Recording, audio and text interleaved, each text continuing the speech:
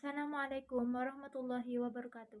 Saya Ninawati dari Prodi Pendidikan Ekonomi dengan NIM 221D10326 semester 6 dari Universitas BGRI Argopuro Jember. Di sini saya akan membuat review tentang masalah-masalah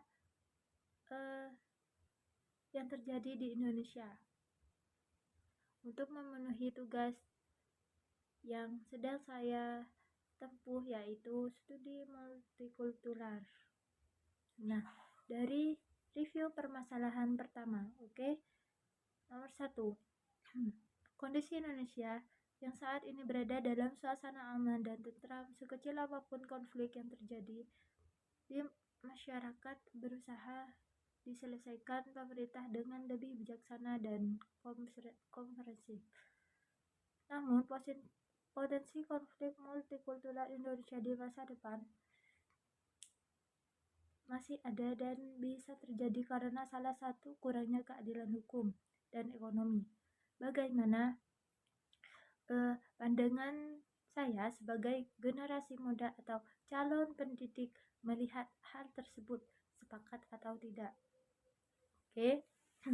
Sebagai generasi muda atau calon pendidik, saya sepakat potensi konflik multikultural yang terjadi di Indonesia masih ada dan dapat terjadi karena kurangnya keadilan hukum dan ekonomi. Keadilan hukum dan ekonomi yang tidak merata dan memicu kesenjangan sosial dan memicu konflik antara kelompok-kelompok masyarakat.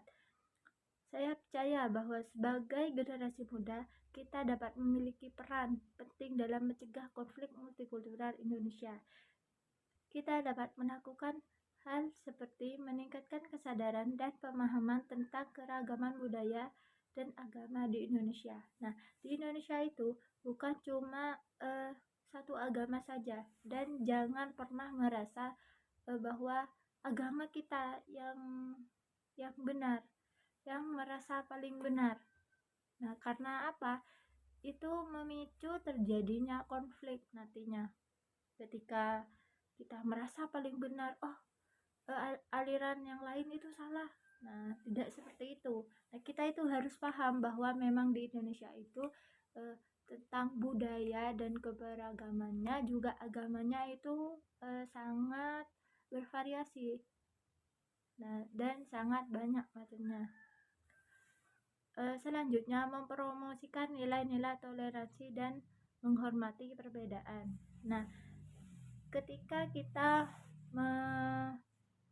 mempromosikan toleransi, nah kita itu harus lebih sederhana. Toleransi itu asik loh. Cara penyampaiannya itu tidak harus dengan ngebom atau apa secara brutal. Itu menurut saya sangat salah dan tidak logis. Dalam Islam disampaikan ayat toleransi tentang untukmu agamamu, untukku agamaku. Nah, di situ maksudnya untuk tentang agama dan keyakinan itu saling fair lah, saling toleransi satu sama lain, seperti itu. Selanjutnya, mengembangkan kemampuan berpikir kritis dan analisis untuk memahami isu-isu sosial dan ekonomi. Nah, ketika ada masalah, kita itu harus tidak menjadi provokator atau menghakimi secara sepihak. Jadi kita harus menyelesaikannya dengan pikiran yang analis.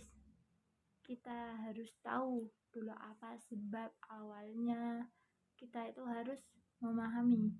Jangan sampai kita salah dalam bertindak seperti itu. Selanjutnya, berpartisipasi dalam kegiatan sosial dan komunitas untuk membangun hubungan dan harmonis antara kelompok-kelompok masyarakat. Dengan demikian, kita dapat menciptakan masyarakat yang harmonis dan setara bagi semua orang tanpa memandang latar belakang budaya, agama, dan ekonomi. Dilanjut, permasalahan kedua. Pandangan terhadap penilaian pengamat ekonomi Indonesia tentang ketimpangan sosial. Oke, saya sepakat dengan penilaian pengamat ekonomi Indonesia sebagai ketimpangan sosial di Indonesia merupakan masalah yang serius. Kenyataannya bahwa hanya segelintir masyarakat ekonomi di Indonesia dapat memicu kesenjangan dan memicu konflik. Saya percaya bahwa pemerintah dan masyarakat harus bekerja sama untuk mengatasi ketimpangan sosial di Indonesia, yaitu dengan meningkatkan akses pendidikan dan pelatih bagi masyarakat marginal, mempromosikan kebijakan ekonomi yang inklusif dan berkeadilan, meningkatkan transparansi dan akuntabilitas dalam pengolahan sumber daya ekonomi, membangun kesadaran dan partisipasi masyarakat dalam proses pengambilan keputusan ekonomi. Dengan demikian kita akan menciptakan masyarakat yang adil dan setara bagi semua orang tanpa memandang latar belakang ekonomi dan sosialnya seperti itu. Sekian dari saya, kurang lebihnya mohon maaf. Assalamualaikum warahmatullahi wabarakatuh.